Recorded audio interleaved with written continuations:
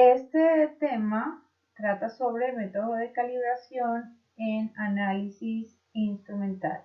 Específicamente hablaremos de la regresión y la correlación de los datos.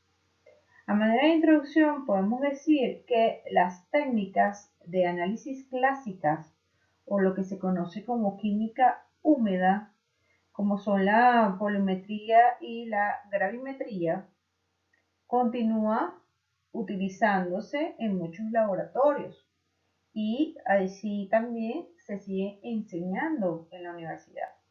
Sin embargo, no hay duda que muchos análisis se llevan a cabo en este momento por métodos instrumentales.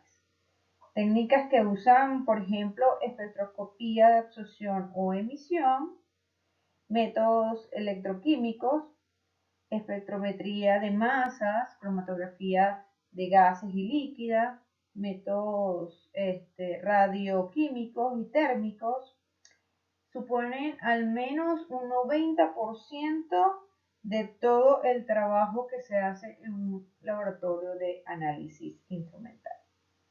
¿Y por qué es el 90%? Bueno, hay muchas razones para justificar esto. En principio, los métodos instrumentales pueden realizar análisis que son difíciles o hasta imposibles por métodos vía húmeda. Adicionalmente, también se sabe que muchos métodos instrumentales son muchísimo más sensibles. Pueden determinar varios o incluso 10 o más elementos de manera simultánea, como por ejemplo con cromatografía de gases, a muy bajas concentraciones además. También con métodos instrumentales se puede identificar y determinar muchos componentes en mezclas complejas, utilizando para ello muy poco tiempo, ¿no? O en muy poco tiempo. Adicionalmente, para una gran variedad de muestras, el análisis instrumental suele ser más rápido y a menudo más barato que la laboriosidad de los métodos manuales o, como decimos, vía húmeda. Otro aspecto muy importante de los métodos instrumentales es la automatización. Esta ha llegado a ser de tal importancia que facilita las técnicas en los laboratorios donde se requiera una respuesta rápida y en general también certera, ¿no? Los modernos instrumentos analíticos, entonces por ellos están siempre interconectados con computadoras que proporcionan sofisticados sistemas de control y de almacenamiento de datos, de tratamiento, de informes, calibración, etcétera, ¿okay? Y adicionalmente en los últimos tiempos existe también la posibilidad del desarrollo de lo que se conocen como instrumentos inteligentes, para los cuales incorporar configuraciones automáticas en los instrumentos y diagnóstico de fallos y hacer proceso de automatización sería una gran ventaja. Por ello, entonces, es interesante estudiar el análisis utilizando instrumentos. Y lo básico para ello justamente es la calibración de esos instrumentos utilizando ecuaciones conocidas y sencillas que sirven como herramienta al químico analítico para hacer los cálculos y determinar, bueno, básicamente las concentraciones e identificar sustancias. Ok, para entonces estudiar los métodos de calibración en análisis instrumental, lo primero que tenemos que ver, entender y considerar son las gráficas de calibrado. Lo primero para obtener una gráfica de calibrado, como lo vemos acá, es los patrones. Ellos deberán cubrir un intervalo completo de lógicamente las concentraciones requeridas en los análisis. Hay otros métodos como por ejemplo el método de adición de estándar, que en ese caso no se necesita que se tome en cuenta esta consideración, pero de manera general siempre es aconsejable que los patrones de calibrado cubran el intervalo de concentraciones con el cual se va a trabajar o posibles concentraciones de las muestras, ¿no? La otra consideración es que la concentración de los materiales de ensayo, es decir, de las muestras, se determina generalmente por interpolación y no por extrapolación.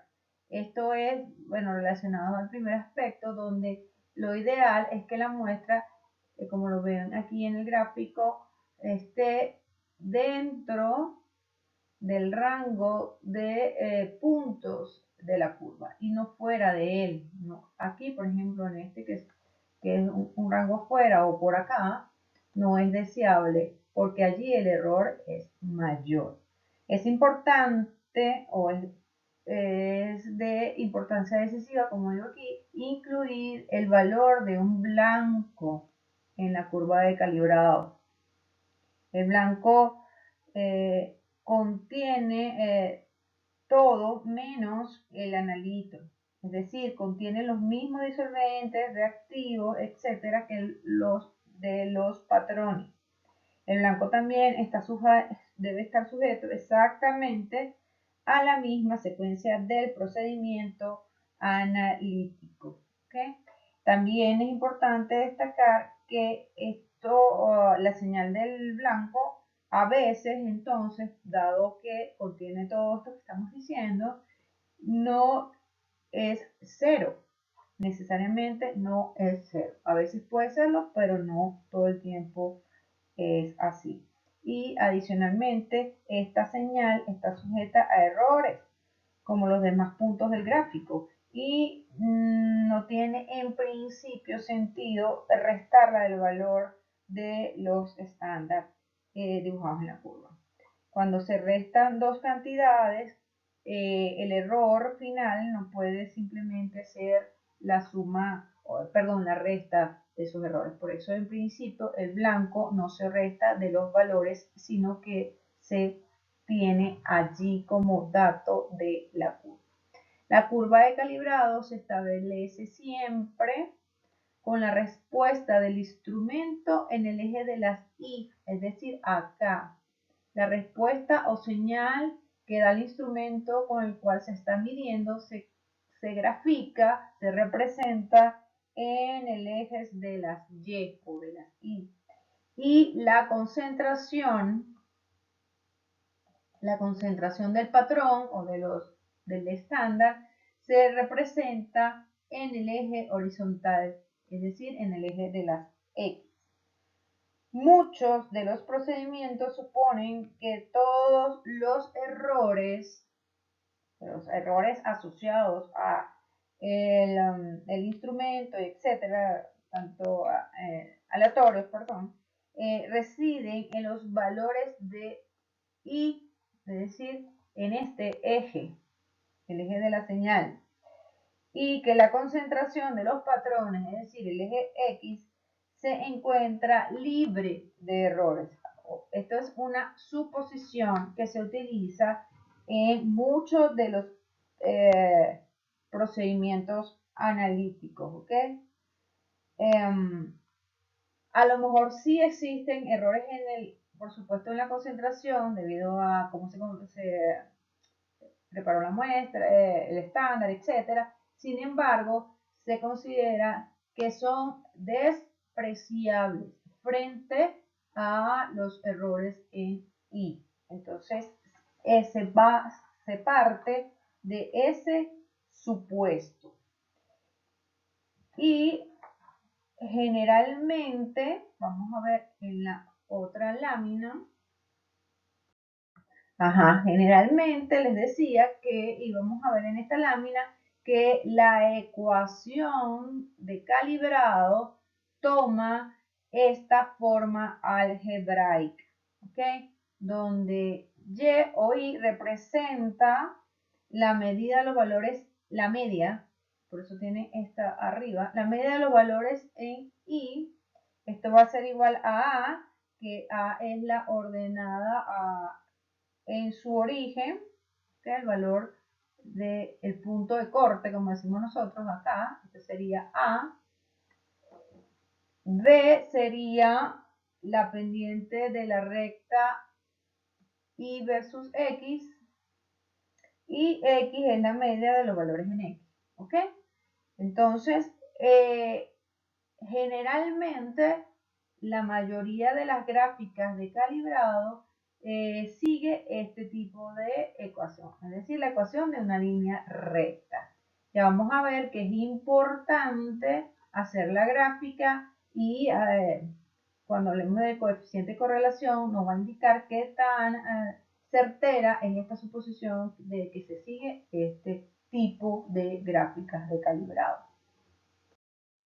Ok, entonces como les decía, para estimar la bondad con la que se ajustan los puntos experimentales a una línea recta que pueda satisfacer la ecuación que vimos anteriormente, se calcula lo que se conoce como el coeficiente de correlación momento-producto. Este es el nombre, ¿ok? Coeficiente de correlación momento-producto, R.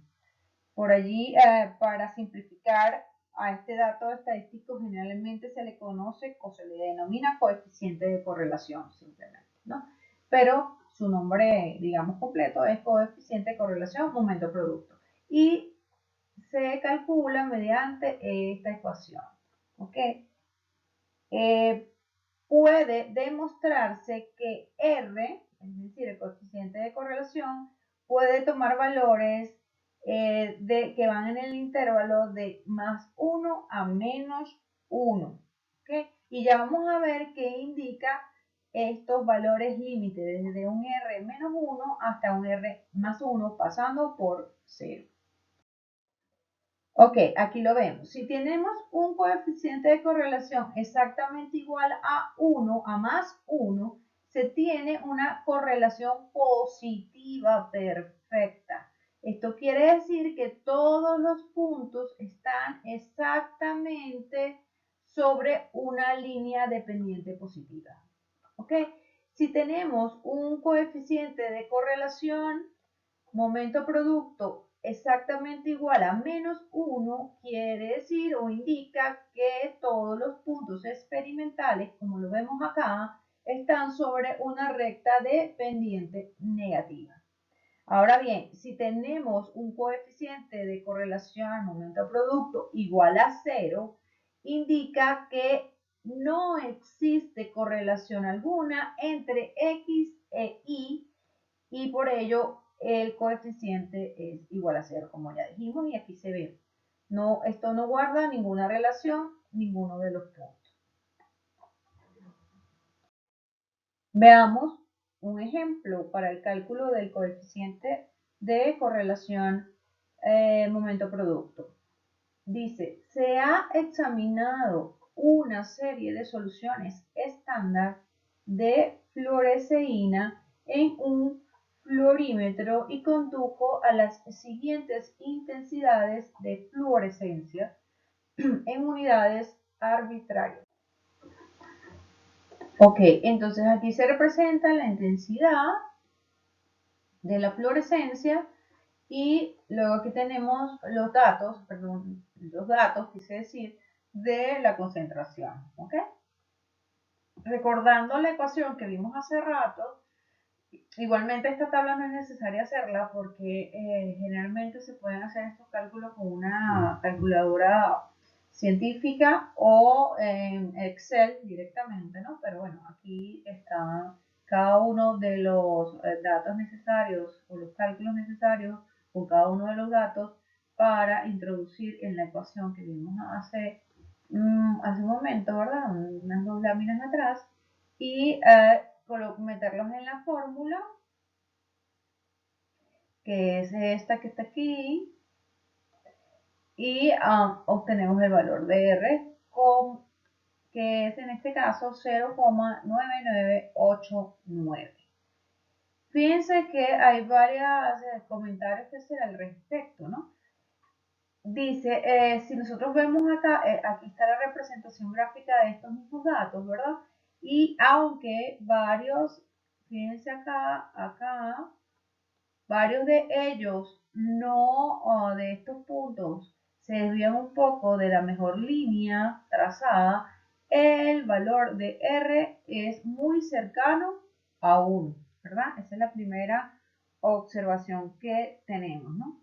Esto quiere decir que en el cálculo de R, del coeficiente de correlación, el valor del numerador es muy cercano al del denominador.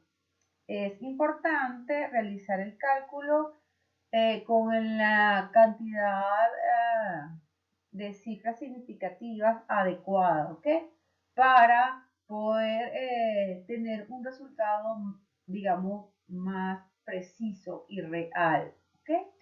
Y a pesar de que el cálculo del coeficiente de correlación es relativamente sencillo, en muchas ocasiones es muy mal interpretado. Ya vamos a ver un ejemplo de eso de que les estoy diciendo, ¿ok? De la mala interpretación de este coeficiente. Antes de ello, les quiero señalar este punto pequeñito que vemos acá, justo como en el centro, ¿no?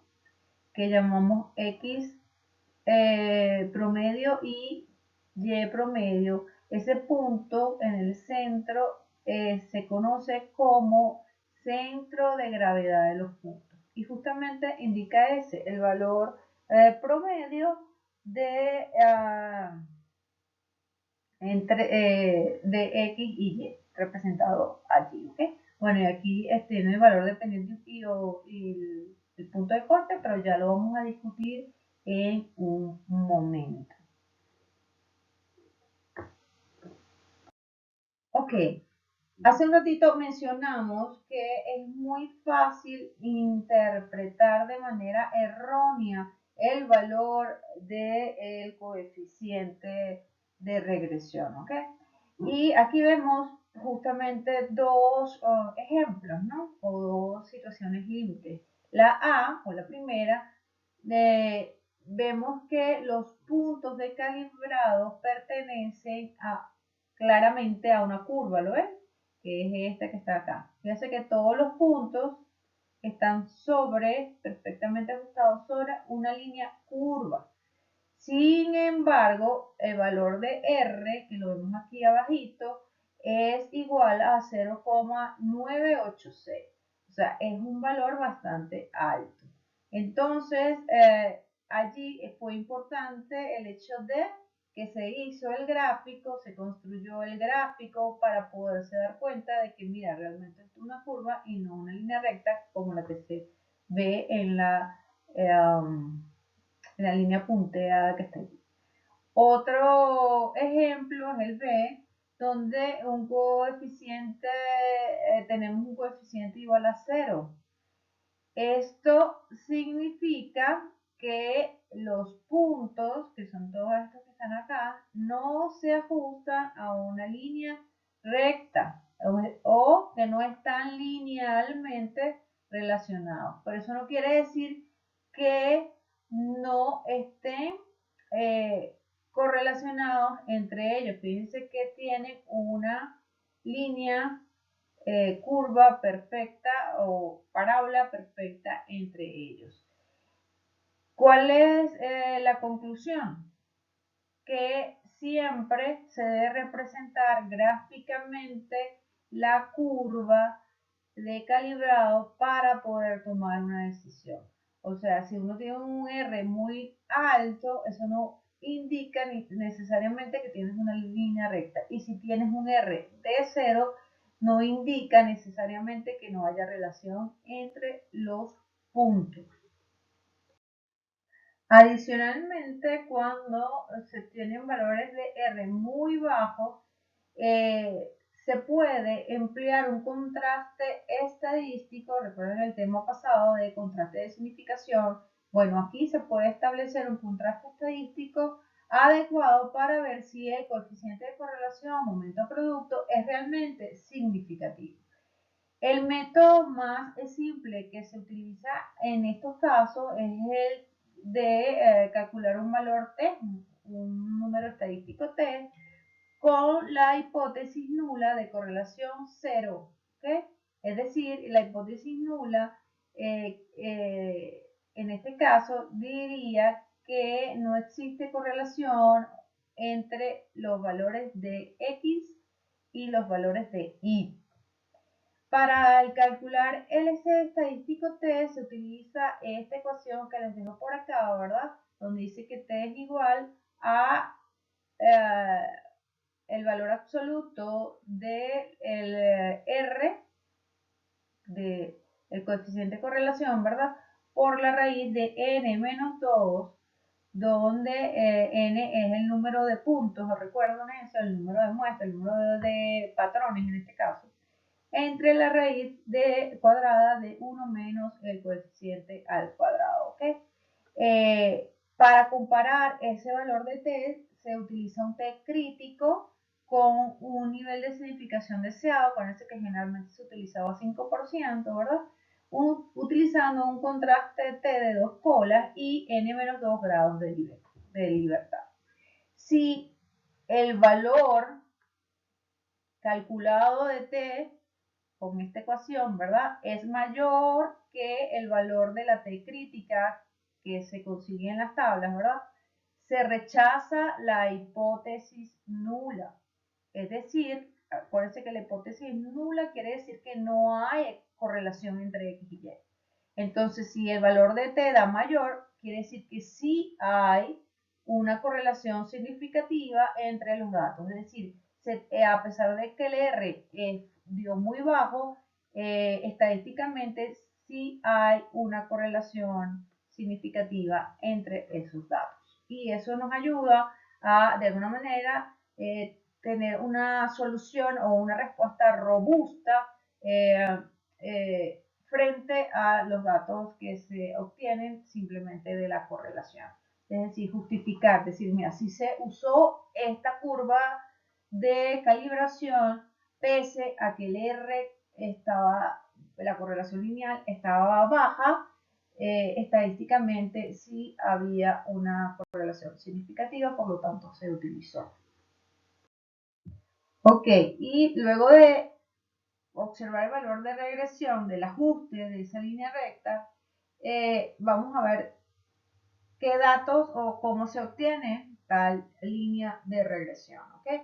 Esta línea, como ya creo que se lo viene imaginando, bueno, al ver el coeficiente de correlación, el coeficiente de correlación busca que esa recta minimice las desviaciones en la dirección y recuerden que habíamos supuesto que todos los errores se encuentran en Y, ¿verdad? En el eje de las Y o de las Y.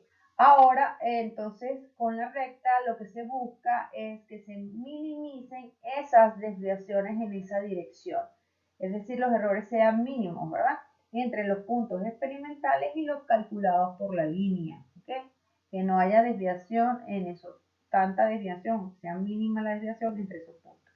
Ya que algunas de estas desviaciones serán positivas y otras negativas, entonces se busca es minimizar la suma de los cuadrados de los residuos, ya que es razonable minimizar o intentar minimizar la suma de los cuadrados de los residuos debido a que los cuadrados siempre serán positivos. Y por ello es que a este método se conoce como método de mínimos cuadrados. Es decir, la curva o la mejor recta se obtiene aplicando estos criterios y por tanto se llama método de mínimos cuadrados. De allí que para calcular la pendiente utilizando este método de mínimos cuadrados, se tienen las siguientes ecuaciones. Para el cálculo de la pendiente B, esta que está aquí, y para el cálculo de la pendiente del punto de corte ordenada en el origen será A, con esta ecuación que estamos aquí. Y la línea determinada por estas dos ecuaciones es la que se conoce como recta de regresión de y sobre x. Es importante señalar que es de y sobre x, no de x sobre y, porque en este caso, que sea de x sobre y, no se obtiene la misma recta y esta recta entonces supone que los errores están en la dirección x, en la dirección de la concentración. Y recuerden que en la mayoría de los instrumentos se asume que el mayor error es el que está en los valores de la señal o respuesta del instrumento analítico y que los errores en la dirección X son despreciables frente a los que están en Y. Continuando con el ejemplo anterior, entonces sobre los mismos datos, en el estudio de fluorescencia versus la concentración, aquí les vuelvo a presentar la representación gráfica, pues el gráfico de estos datos, ¿verdad?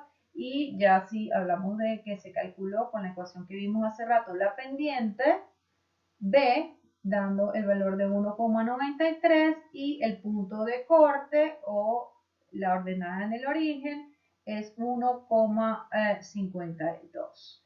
La ecuación, es importante también escribir entonces la ecuación de la recta final, que se obtiene a partir de este cálculo, ¿verdad? Entonces quedaría que I, o en este caso F de fluorescencia, va a ser igual a 1,93x por concentración más 1,52. Si se desea calcular la concentración de una sustancia una vez colocada en el fluorómetro, ¿verdad? Generando una señal, por ejemplo, de 15, entonces si yo tengo 15 valores de unidades de fluorescencia, ¿verdad?